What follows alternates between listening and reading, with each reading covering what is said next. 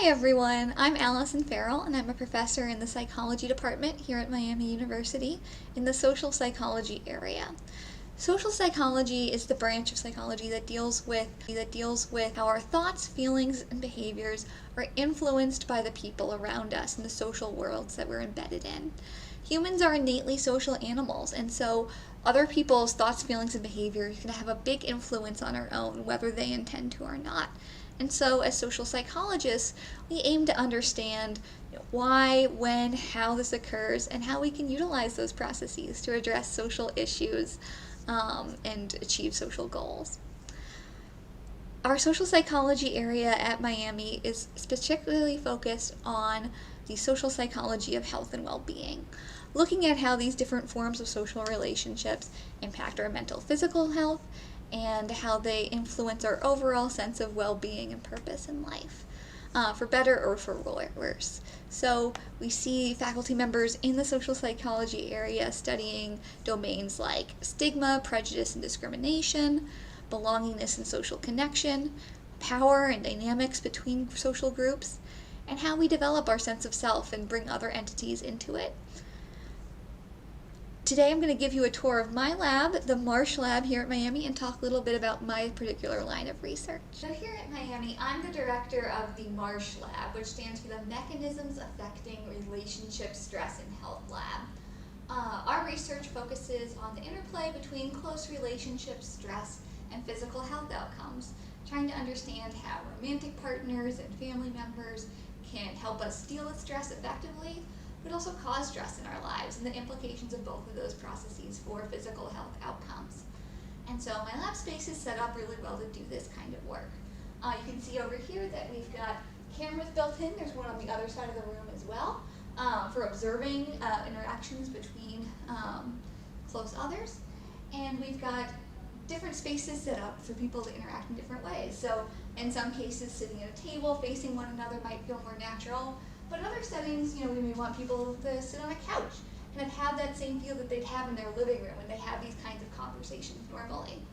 We ask couples and families to work through problems together or do tasks, or just talk about the issues affecting their lives. What are the biggest ongoing conflicts in their relationship? What problems are they struggling with that they need support with? What good news can they share with their family member, their relationship partner?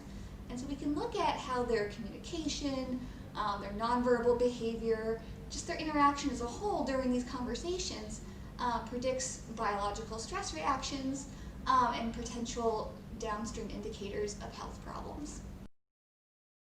Well, I've been having problems lately with my concussion, and it's created a lot of problems like with school, and I'm getting a lot of anxiety because of it, and I don't know, it's really hard to complete things and get things done because I can't focus on anything for a prolonged period of time, and it just sucks. That doesn't sound good at all. If you need any help with completing your homework or typing something out, that way you can remain focused. I live right down the hall from you, so you can hit me up and I can help you with whatever you need. Well, thank you. I really appreciate it. Yeah, of course. I got your back. So the discussion you just saw, which is kind of a reenactment of our typical lab paradigm from one of my research assistants and her friends, kind of gives you a sense of the kind of work that we do here in the MARSH Lab.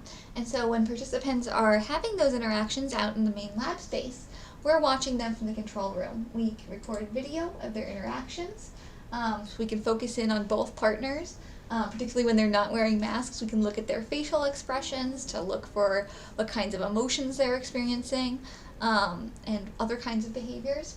And we're getting a system installed in the next few months that will allow us to look at physiological responses during these discussions as well. So we'll be able to look at things like heart rate, see how quickly people's hearts are beating during these discussions, and skin conductance, looking at how sweaty their palms get during these conversations, to see how these conversations are shaping their stress reactions and their biological responses.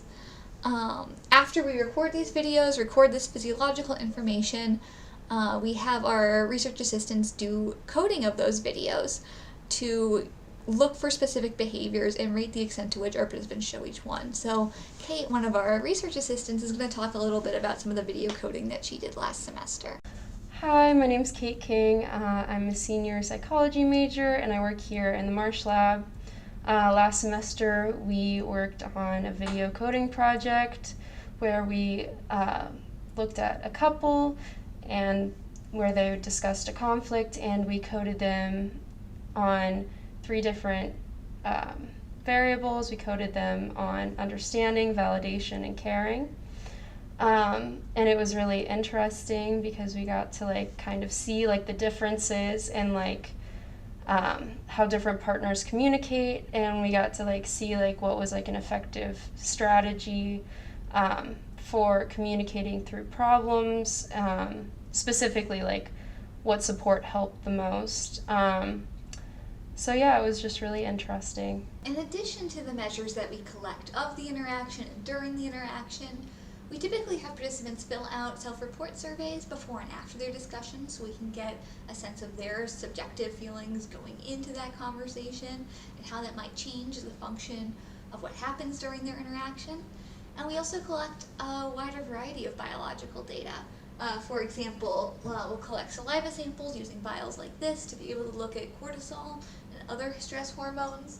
And we have equipment here for measuring blood pressure and height and weight, so we can get a more holistic picture of people's physical well-being and to see if they're experiencing risk factors for health problems like cardiovascular disease or metabolic syndrome. So I hope you've enjoyed this tour of the MARSH Lab here at Miami, and this gets you excited about the possibilities of doing research in psychology.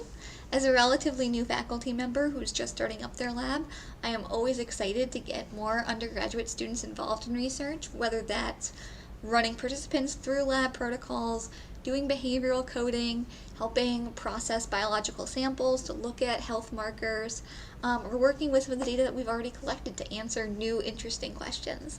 So if this kind of research excites you, I really encourage you to reach out to me or to other faculty members in psychology here at Miami to find out about how you can get involved in your labs. There's so many good opportunities to do so, and it's a great experience to learn more about how we understand psychology and how we learn about how humans function, particularly with one another.